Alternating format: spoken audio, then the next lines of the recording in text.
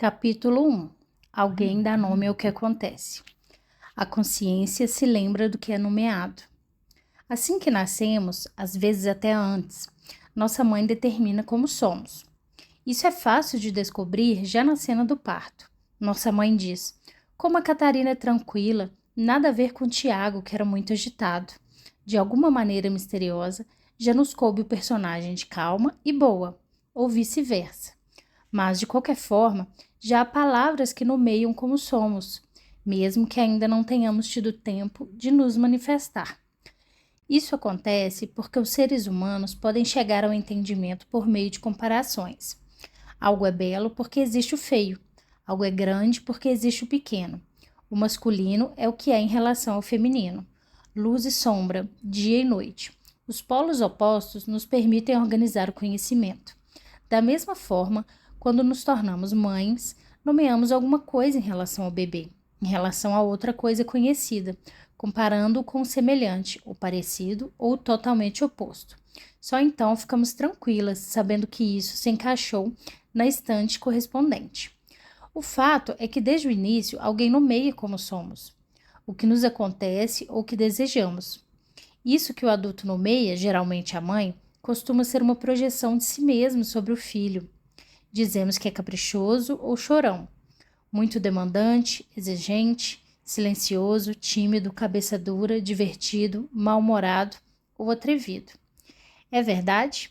Para a mãe, sim, porque tudo depende do ponto de vista do qual observamos.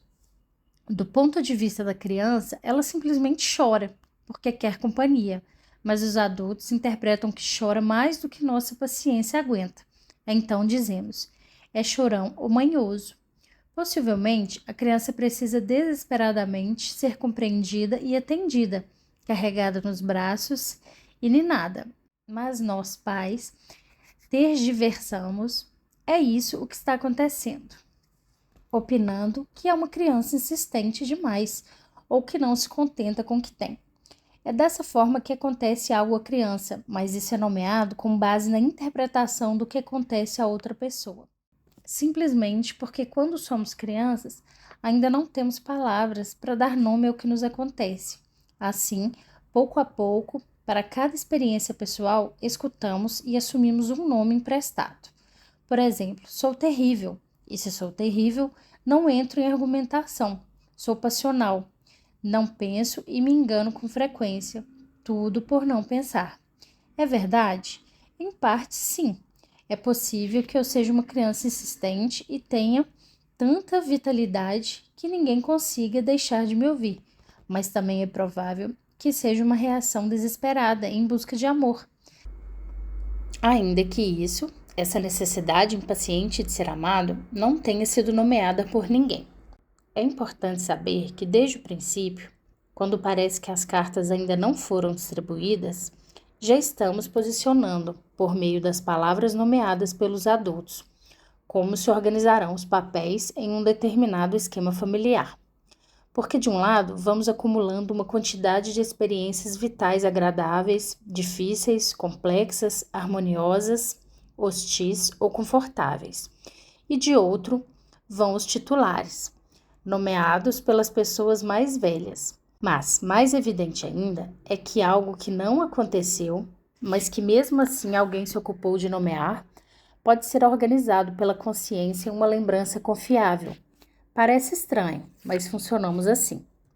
De fato, muitas experiências reais que nos aconteceram durante a infância não foram nomeadas, portanto, não existem para a consciência. É mais fácil dizer que não nos lembramos delas. Por exemplo, suponhamos que nos dedicamos a cuidar de nossa mãe e de nossos irmãos menores, porque nossa mãe priorizava os cuidados de sua mãe enferma. Nesse caso, ninguém nunca nomeou a falta de cuidados e atenção em relação a nosso ser criança. Hoje em dia, podemos recordar com riqueza de detalhes todos os infortúnios de nossa mãe, já que ela se ocupou de retratá-los ao longo dos anos. Mas, curiosamente, nossa mãe não sabia nada de nós, nem de nossos sofrimentos secretos ocorridos em nossa infância.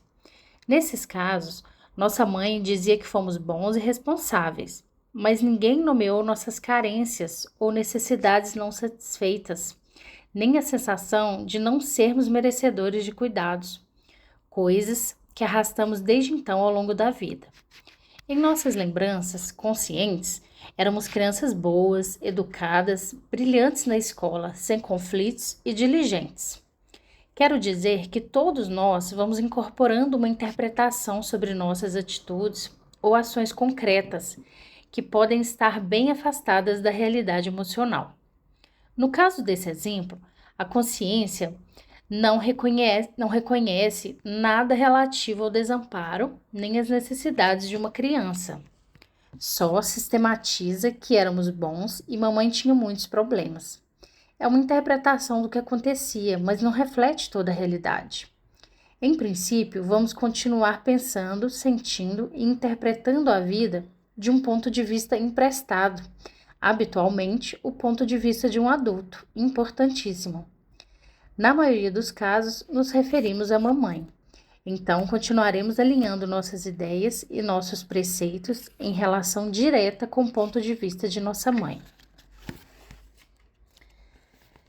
Desse discurso dependerá se vamos nos considerar bons ou muito ruins, se acreditamos que somos generosos, inteligentes ou bobos, se somos adultos fracos ou preguiçosos. É importante notar que essas definições são semelhantes ao que disseram papai ou mamãe durante nossa infância, especialmente em relação a como nos lembramos de nós mesmos. Aqui temos um problema importante. Dissemos que a consciência só recorda o que é nomeado. Isso significa que, se nos acontece algo que ninguém nomeia, não recordaremos. Por exemplo, podemos ter padecido de abusos sexuais em nossa infância. Obviamente, ninguém disse nada, em princípio, porque todos os adultos que havia ao redor olhavam para o outro lado. Ninguém nunca disse: estão abusando de você e isso é um horror. Ao contrário, o que se disse é: mamãe tem muitos problemas e não se deve fazer nada para preocupá-la ainda mais. Ou então, isso é um segredo. Você tem sorte porque te amo, você é a criança mais doce do universo e por isso foi escolhida. Portanto, até mesmo se nos acontece algo bem concreto, doloroso, sofrido, triste ou ofensivo, a consciência não lembrará, porque não houve palavras. Então, tampouco houve uma organização do pensamento. Não foi possível acomodá-lo em nenhum instante mental nem emocional. Aconteceu algo conosco, mas é como se não tivesse acontecido. Podemos ter sensações enevoadas ou confusas, mas não lembranças concretas. Então, crescemos e, como ninguém nomeou isso, e nós, mesmo crianças, também não saberíamos com que palavras explicar, isso deixou de existir. Pode parecer inverossímil, mas é comum, frequente. Podemos ter vivido algo e não lembrar. E ao contrário, podemos não ter vivido algo e, no entanto, se foi nomeado por alguém importante durante nossa infância, lembrar disso como se fosse uma verdade inquestionável. Dizíamos que assim que nascemos, temos uma mãe que nos observa e nos nomeia. Essa mãe, projetando sua própria percepção, vai escolher palavras para nos descrever. Vai decretar uma série de atributos que vão coincidir com algumas de nossas manifestações. Por exemplo, se choramos, coisa totalmente esperada de um bebê humano que reclama contato, atenção, olhar, presença ou o que for, podemos nos tornar um chorão, se chorarmos mais do que nossa mãe tolera. Ou tranquilos, se tivermos irmãos mais velhos que choraram mais energicamente do que nós. O choro pode ser uma realidade, mas a percepção que a mãe tem disso que fazemos vai lhe permitir nos nomear a partir de algo que nos identifique. Outra maneira de encarar essa linha de pensamento é reconhecendo que em todo palco familiar, peças de teatro são encenadas. Cada vez que um novo integrante chega à família, os pais procuram dentro do baú de disfarces algum que acreditam que vai servir bem e o vestem. É como um jogo inconsciente que jogamos entre todos. Nesse baú há disfarces de todo tipo: a Cinderela, o cavalheiro, a bruxa, a má, o caçador, a bela adormecida, o lobo, os anõezinhos, a madrasta, o salvador, Deus, os anjos, as flores do bosque, o guerreiro, a virgem, a donzela, o pão duro, o chefe e etc. É interessante notar que, em geral, daremos à criança recém-chegada um disfarce que esteja disponível. Raramente oferecemos a ela um que já seria usado na família. Porém, podemos pensar que há algo especial que cada criança traz. Por acaso, a personalidade da criança não tem importância? É possível imaginar que a criança escolhe seu disfarce? Sim, claro, isso também acontece. As mães percebem a força, a vitalidade, a temperança, o equilíbrio ou a sensibilidade que a criança traz consigo. Trata-se de uma trama familiar difícil de detectar, porque quase todas as percepções são inconscientes. Seja como for, acontece. Decidimos que essa criança será salvadora de agora para sempre. A quem ela tem de salvar? Logo veremos. Por ora, nos ocuparemos de dizer, à torto e à direito, que essa criança é especial, que traz um pão debaixo do braço, ou seja, prenuncia a fartura. Ou então, diremos que é indomável e não parece alguém digno de nossa família. Ou que é uma menina tão boa, tão boa, tão boa, que não dá nenhum trabalho e dorme tanto que quase se poderia criar sozinha. É assim que vestimos cada criança com seu disfarce. Portanto, dificilmente teremos lembranças exatas em relação ao momento preciso em que o conferimos.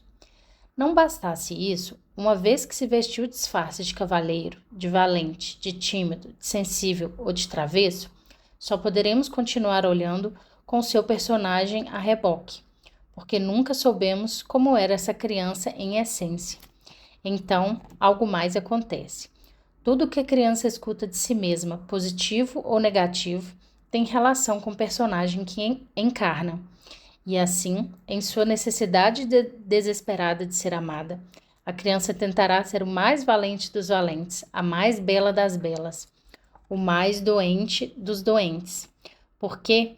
Porque se os adultos, ao olhá-la, olham seu personagem, então para ser olhada, ela tem que exibir seu disfarce a fim de ser o melhor de todos. Assim passam os anos. Nós, crianças, cresceremos e teremos pouquíssimo registro interior de algo que seja diferente do personagem que encarnamos. Acreditaremos que somos isso. E também acontece algo mais complexo. Como pertencemos a uma trama familiar, nosso personagem tem vários papéis que devem ser cumpridos, porque fazem parte da cena. Isso permitirá que os demais também desempenhem seus respectivos personagens com facilidade. Podemos dizer que estamos todos prisioneiros do personagem que nos coube e que então nos dedicamos a aperfeiçoá-lo. Se me coube ser o salvador da mamãe, é porque a mamãe será a mais doente e necessitada de todas.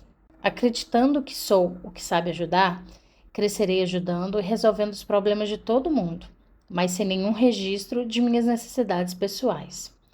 Isso é ruim? Se tenho 6 ou 9 ou 12 anos, claro, porque sendo criança, ninguém nomeará minhas necessidades infantis genuínas, mas todos os adultos se ocuparão de reforçar a roupa de Salvador, para que meu papel se encaixe perfeitamente na cena familiar completa.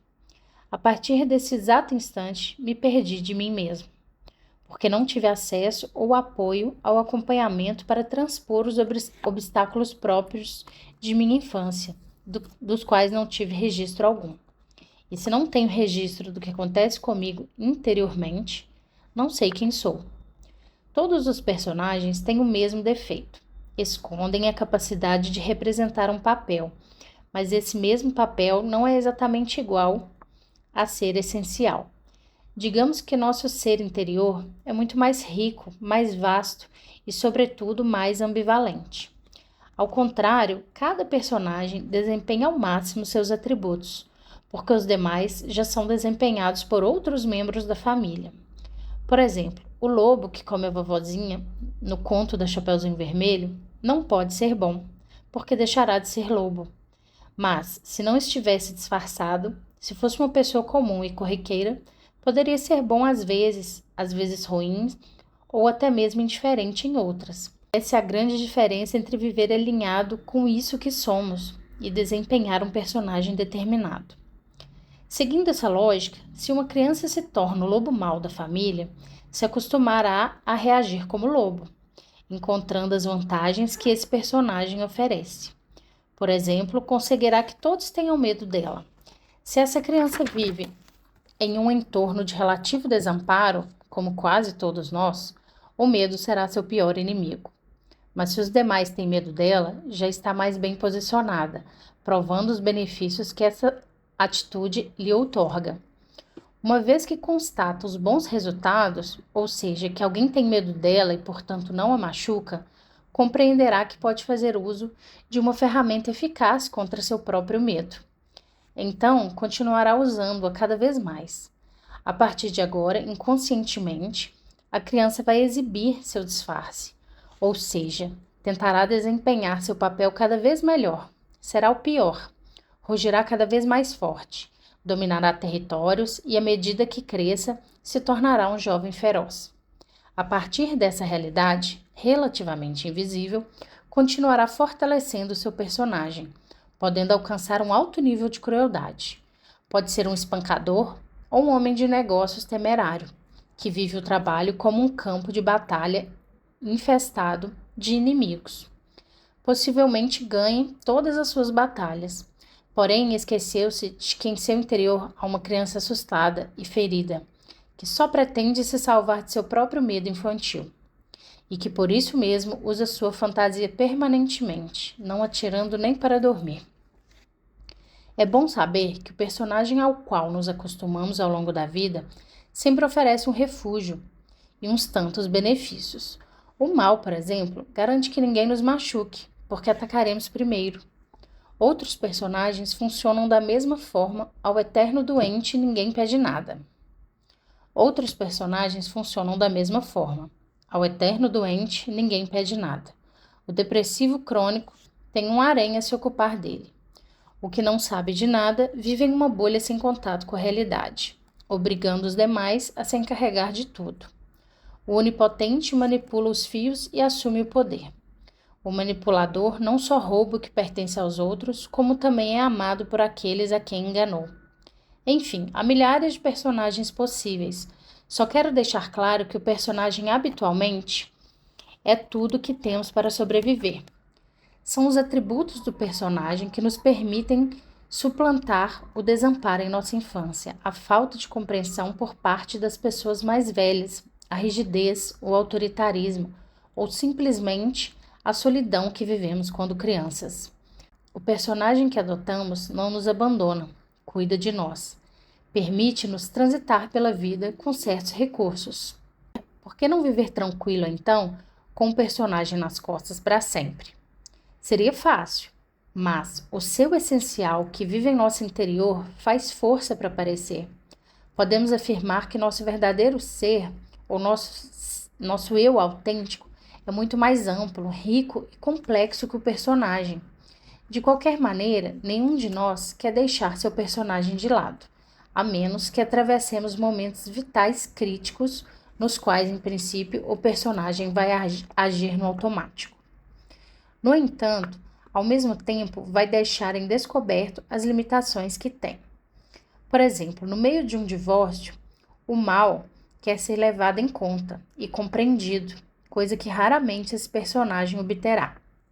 O valente pretende não ser mais ferido, mas se vive em meio a batalhas inglórias, isso não será possível.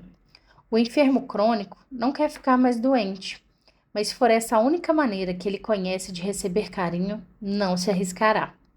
Há um momento na vida, ou muitos deles, nos quais o personagem não nos serve mais. A pessoa procurará ajuda para se desprender do personagem se realmente necessitar. Mas enquanto o personagem continua sendo cômodo e enquanto obtivermos mais benefícios do que o contrário, é pouco provável que façamos mudanças substanciais em nossa vida. Isso é importante, sobretudo para nós que trabalhamos acompanhando processos pessoais. Os terapeutas de todas as áreas, os médicos e curadores, temos a intenção genuína de ajudar outras pessoas a não sofrer. No entanto, no meu ponto de vista, necessitamos, antes de tudo, compreender junto com quem nos consulta a lógica e os benefícios do personagem que cada indivíduo assume em sua mais tenra infância e saber se chegou ao momento de nos livrarmos dos benefícios que ele nos traz. Se não é o caso, é possível que a pessoa pretenda não sofrer mais, mas sem deixar seu personagem de lado. Nesse caso, a ajuda que podemos dar a ela será praticamente nula. Por quê? Porque se alguma situação, um vínculo, um acontecimento ou um trauma familiar nos traz sofrimento e já não nos serve, teremos de mudar nossas estratégias, porque fomos nós que contribuímos para organizá-las com nosso personagem nas costas. Isso será possível se compreendermos a lógica de nossas ações. Por exemplo, suponhamos que encarno o lobo mau e acontece algo na família que os demais escondem de mim, com medo de que eu me zangue. Ao saber, sinto que sou excluído, que não cuidaram de mim, porque não me fizeram participante. Posso rugir muito forte ou castigar os demais por não terem me explicado o que acontecia. Mas é evidente que me esconderam os fatos justamente porque sou o grande lobo feroz que se zanga. E se agora quero participar mais dos intercâmbios familiares, será necessário que todos deixem de ter medo de mim. Bem, mas se deixam de ter medo de mim, em parte vou saber o que acontece, mas em parte alguém poderá me machucar, pois terá acesso a mim. Então aparece uma grande contradição. Estou disposto a abandonar os benefícios que o personagem me oferece? Estou pronto para ser reconhecido como vulnerável? Nesse ponto, trata-se de uma decisão pessoal. Possivelmente dependa da balança entre benefícios e desvantagens. Se chegamos a um momento na vida em que o personagem caiu em desuso, possivelmente estejamos mais bem posicionados para ir deixando pouco a pouco. Para tomar essas decisões, talvez a vontade não seja suficiente. Quase nunca deixamos de lado o refúgio que nos resguardou emocionalmente durante tantos anos. Reconhecê-lo é o primeiro passo. Registrar como age em cada uma das cenas cotidianas, o segundo. Tomar a decisão de ser responsável pelo que geramos, positiva ou negativamente, é o terceiro passo. Então, aparece em quarto passo, que pode durar pelo resto da vida, que tenta transformar nosso automático, buscando entrar em ação a partir de lugares mais conscientes, menos mentirosos ou menos defendidos. Adiante, retornaremos às opções de processos de desarme do personagem.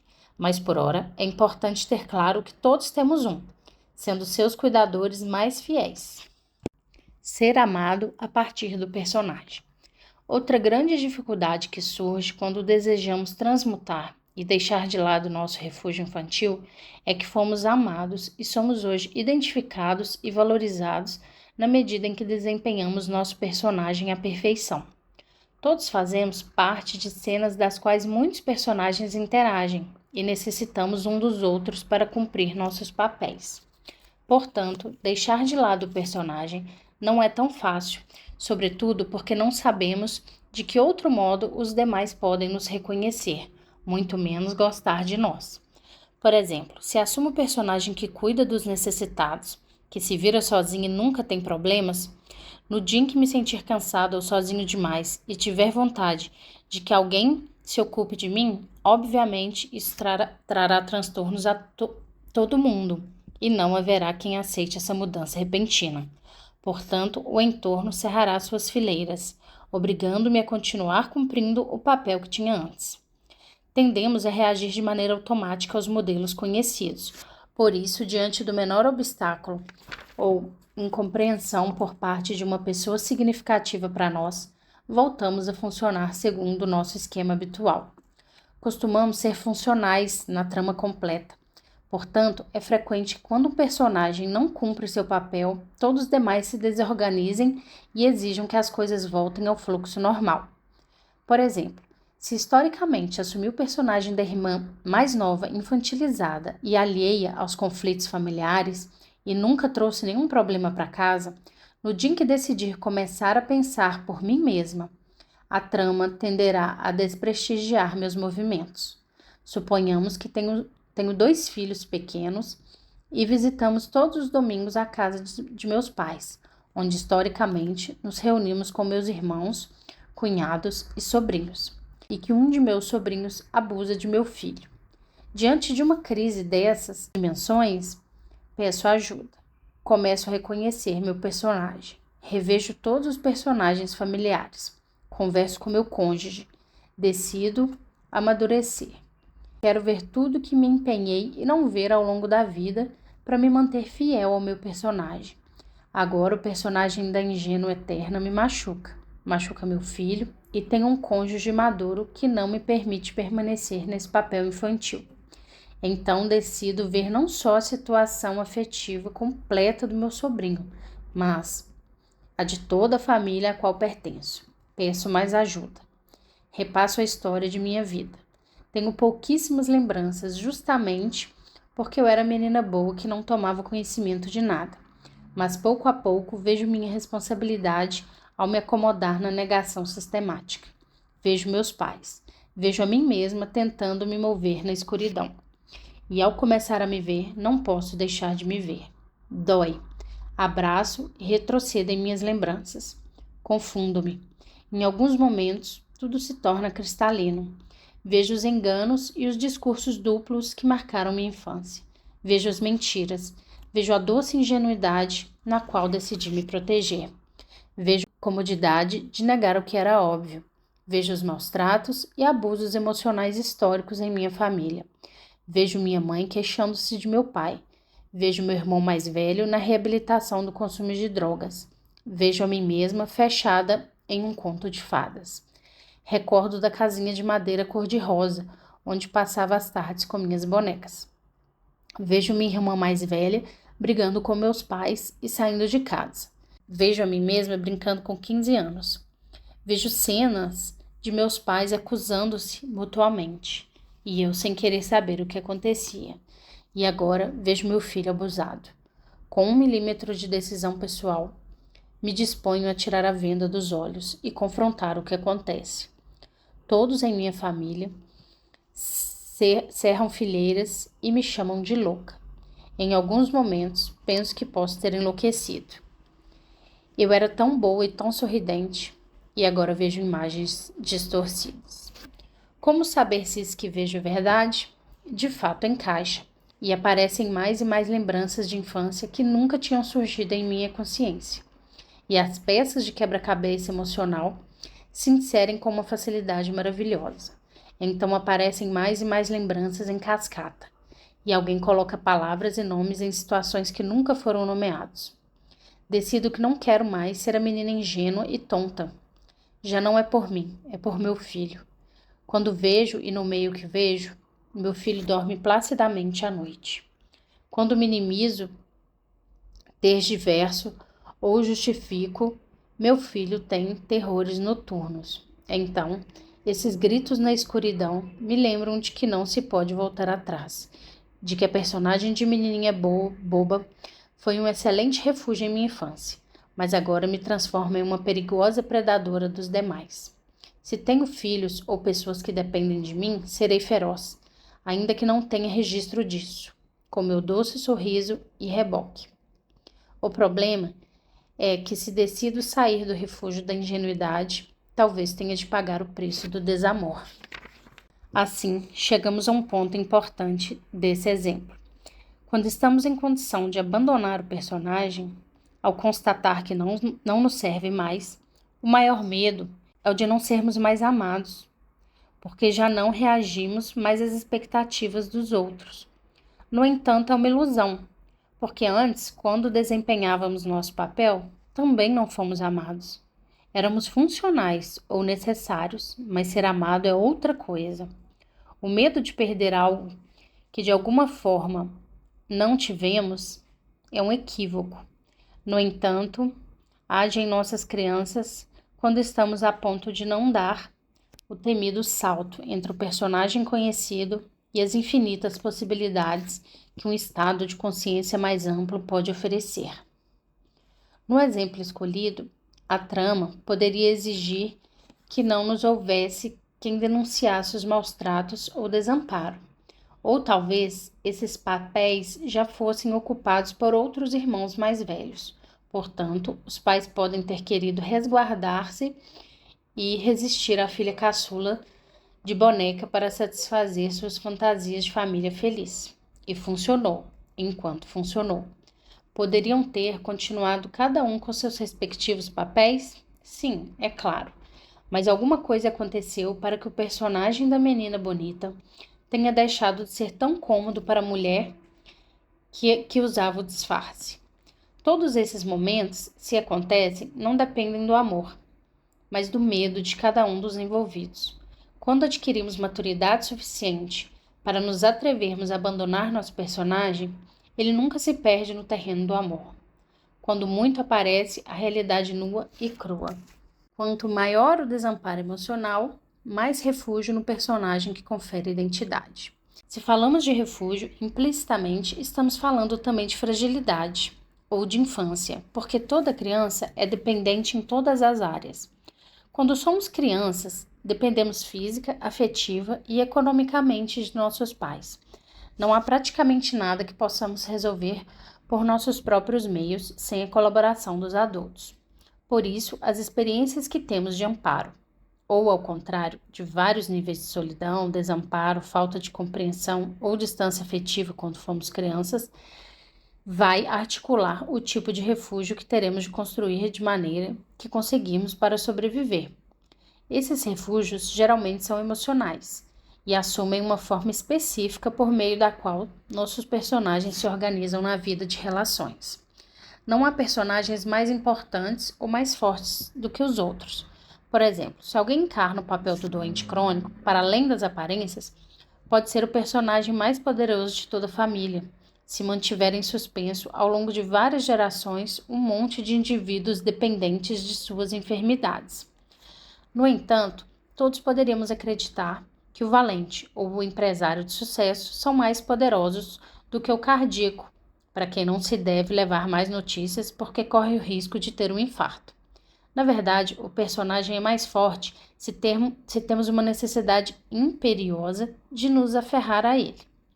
Poderíamos dizer que quanto maior o desamparo durante a nossa infância, tenhamos consciência disso ou não, mais forte será nosso personagem, porque o terror infantil que ainda vibra em nosso interior terá pânico de se desfazer da única coisa que nos deu segurança. O personagem foi nosso cuidador mais fiel. Ele nos deu toda a proteção visível e invisível que podemos esperar. É importante levar isso em conta, já que quando iniciarmos um trabalho de amplitude de consciência, repassamos a solidão ou a distância emocional vividas na infância, detectamos o personagem e supomos que desejamos nos desfazer dele. Teremos de saber que se o sofrimento da infância foi pungente, será melhor não ter pressa de nos despedir do personagem, pelo menos até não ter clareza quanto à dimensão de nosso desenraizamento afetivo do passado. É bom saber que todos necessitamos ser amados. E se o reconhecimento, por menor que seja, vem junto com o que o nosso personagem faz, ele será a única ferramenta para nos sentirmos bem. Suponhamos que vesti o personagem do resolutivo e eficiente. Em minha família, fui capaz de solucionar um problema complicado de herança com apenas 18 anos. Então, sou quem resolve os trâmites intermináveis da aposentadoria de meus pais. Sou eu quem consegue inscrever meus sobrinhos na escola em que não havia vagas. Sou também a pessoa que trabalha em recursos humanos e dirime as diferenças entre empregador e empregados. Sou solucionador de problemas alheios. Sem dúvida, a partir dessa posição, é fácil perceber que serei admirado, querido e valorizado, desde que continue resolvendo problemas. Muito bem, continuemos supondo que me apaixono por uma mulher. Por quem serei capaz de me apaixonar? Por alguém que tenha muitos conflitos a resolver, é claro. Essa mulher ficará encantada comigo, pois a resgatei das garras dos pais atrozes e trouxe para viver em meu castelo harmônico. Talvez muitos momentos românticos estivessem relacionados com o estresse que minha mulher amada tinha em consequência de seus conflitos. E a proteção que eu oferecia, coisa que nos lançava em mar de sensações amorosas, possivelmente poderemos viver assim por muitos anos. Em princípio, será difícil que haja algo que eu não possa resolver, mas o destino vai se encarregar de me enviar o mago Merlin, que com um passe de mágica fará chegar à minha vida um problema que não serei capaz de resolver sozinho. Imaginemos que vizinhos importunos e agressivos se mudaram com 3 cachorros que não param de latir à noite. Sem dúvida, tentei chegar a um acordo com eles, mas foi impossível. Fiz as denúncias correspondentes aos órgãos oficiais, mas também não funcionou. Não vai aparecer uma pessoa sequer que possa me ajudar, nem para pensar em como encontrar um resultado positivo para mim. Encontro meu personagem, o que resolve tudo, em estado lamentável. E não só me ocorre a quem pedir ajuda, mas além disso, à minha volta encontrarei desprezo e falta de consideração em relação à minha pessoa. Nos contratos interfamiliares, não estava escrito que eu necessitaria de alguma coisa em algum momento. Se peço ajuda, estou desobedecendo às regras dos acordos implícitos.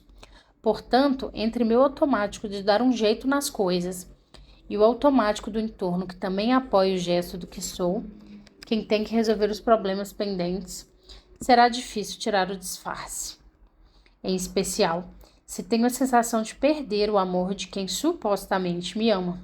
Na verdade, à medida que eu continue sendo funcional ao que foi comprometido em tempos remotos, acredito que todos me amarão, mas no fundo, ninguém me amará, nem antes, nem agora, porque o amor condicional não é amor.